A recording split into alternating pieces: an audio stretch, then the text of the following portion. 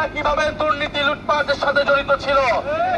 অন্তর্বর্তী সরকারকে এরা কাজ করতে দেয় এবং এই তারেক রহমানের দুর্নীতিবাজদের সাথে হাত মিলিয়ে এরা জনগণের বিরুদ্ধে অবস্থান নিয়েছে।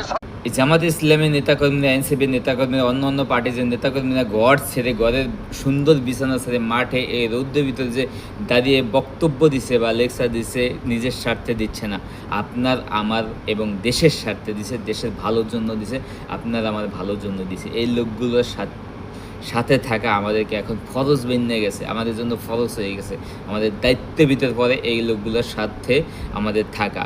প্রত্যেকটা বাংলাদেশের সাধারণ নাগরিককে এই লোকগুলোর সাথে থাকা এখন বর্তমানে ফরজ হয়ে গেছে। যদি দেশটাকে বাঁচাতে চান, নিজে বাঁচতে চান, আপনার ভবিষ্যৎ প্রজন্মকে বাঁচাতে চান, তাহলে জামাতে আমিরের সাথে বা জামাত ইসলামের সাথে, জামাত শিবিরের সাথে এবং এনসিপি নেতাকর্মীদের সাথে কিন্তু আমাদের থাকা কিন্তু বর্তমানে একটা ফরজ হয়ে দাঁড়িয়ে গেছে। অবশ্যই ইনশাল্লাহ কিন্তু আমরা এদেরকেই আগামীতে ক্ষমতায় দেখতে চাই ইনশাল্লাহ।